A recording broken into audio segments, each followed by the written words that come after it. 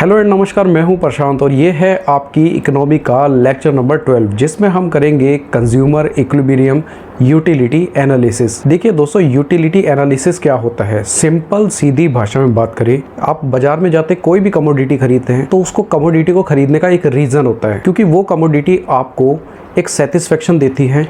उसी सेटिस्फेक्शन को बोला जाता है यूटिलिटी। अब यूटिलिटी एनालिसिस का क्या मतलब है?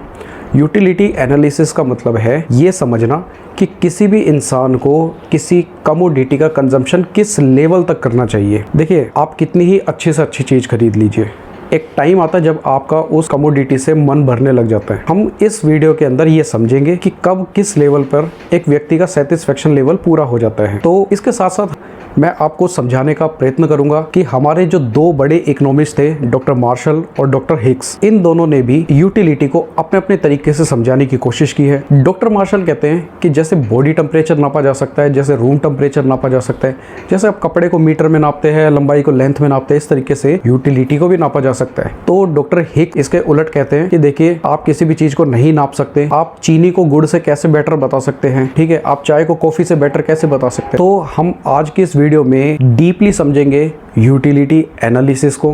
तो चलिए आज की क्लास को स्टार्ट करते हैं। तो दोस्तों, यूटिलिटी एनालिसिस में सबसे पहले हम समझेंगे इस चैप्टर में हम क्या क्या पढ़ने वाले हैं। नंबर 1 पॉइंट है concept of utility and measurement of utility.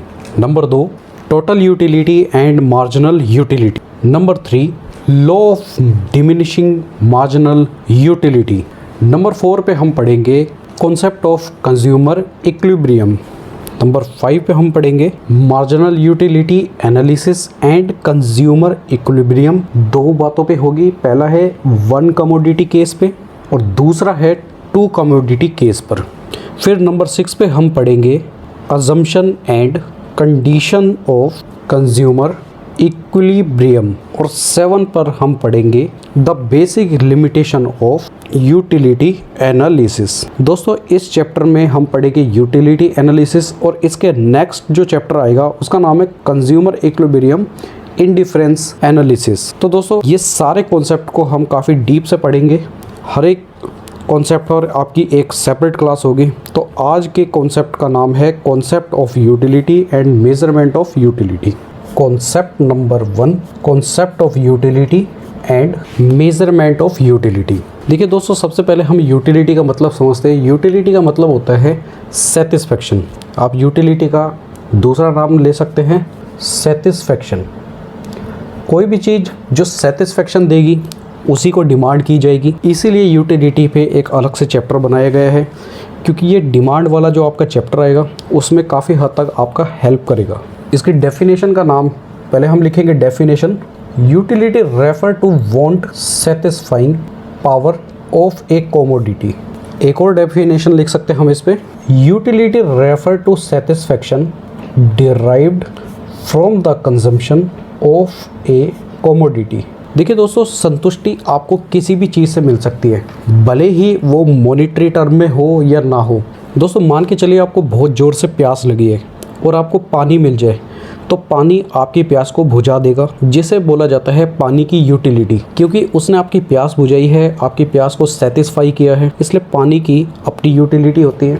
तो इसका एग्जाम्पल लिखेंगे, a glass of water gives utility to thirsty person but is useless when he is not thirsty. साफ बात है, जो चीज़ आपको संतुष्टि देगी उसी की यूटिलिटी मानी जाएगी।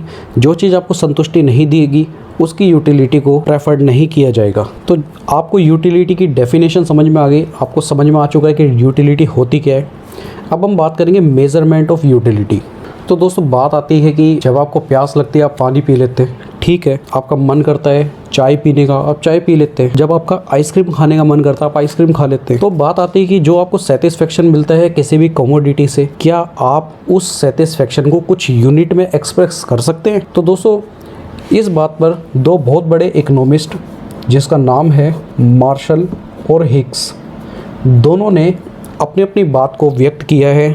मैं कोशिश करूंगा आपको समझाने की कि मार्शल और हिक्स ने दोनों ने सेटिस्फेक्शन को यूनिट में एक्सप्रेस करने के लिए क्या बातें बताई है। मार्शल कहते हैं कि यूटिलिटी कार्डिनल होती है और हिक्स कहते हैं यूटिलिटी ऑर्डिनल होती है। कार्डिनल का मतलब होता है कि आप अपनी संतुष्टि को 1, 2, 3, 4 इस तरीके के नंबर में एक्सप्रेस कर सकते हैं। Utility can measure in term of cardinal number like 1, 2, 3, 4 etcetera. Higgs कहते हैं कि यूटिलिटी को कोई नंबर से आप नहीं नाप सकते। आप या तो बता सकते कि कोई चीज़ अच्छी है या बता सकते कोई चीज़ बुरी है, यानी कि आप उसको रैंक कर सकते हैं कि हाँ अच्छी हो सकती है, बुरी हो सकती है। Utility can only be ranked as high और लो। मार्शल ने अपनी बात को एक्सप्लेन करने के लिए डिमिनिशिंग मार्जिनल यूटिलिटी का सहारा लिया है, और हिग्स जैसे जो मॉडर्न इकोनॉमिस्ट है उन्होंने इन्वेंट किया टूल ऑफ इंडिफरेंस कर्व, जिस पे मैं आपको सेपरेट लेक्चर दूंगा कि क्या होता है इंडिफरेंस कर्व और क्या होता है डिमिनिशिंग मार्जिनल यूटिलिटी। तो लिखेंगे कार्डिनल अप्रोच। देखिए मार्शल ने कहा था कि आप जो भी आपको संतुष्टि मिलती है कमोडिटी से, आप उसे 1, 2, 3, 4 इस तरीके से नंबर से नाप सकते हैं। देखिए आप अपना बॉडी टेम्परेचर भी नापते हैं, आप अपना डे टेम्परेचर भी नापते हैं। तो जब आप बॉडी टेम्परेचर और डे टेम्परेचर नाप सकते हैं तो आप यूटिलिटी टेम्परेचर भी नाप सकते हैं। तो इसके बारे में लिखेंगे Marshall believes that we can measure satisfaction in term of cardinal number like 1, 2, 3, 4 etcetera, just as we can measure the day temperature और बॉडी टेम्परेचर। मार्शल ने एक बात और बोली, मार्शल ने सजेस्ट किया कि क्यों ना आप अपनी यूटिलिटी को मनी में मेज़र कर लिया जाए।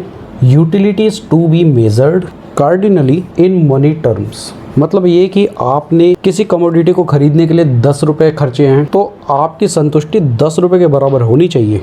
Suppose a consumer buys a commodity at a price of ₹10, thus his total utility is equal to ₹10। अब बात करेंगे ऑर्डिनल अप्रोच की। ऑर्डिनल अप्रोच दी हिग्स ने, और हिग्स ने बोला कि आप यूटिलिटी को किसी भी तरीके से कार्डिनल नंबर में मेज़रमेंट नहीं कर सकते, आप ऑर्डिनल नंबर में ही उसको मेज़र करेंगे, या तो आप बताएंगे हाई है या लो है।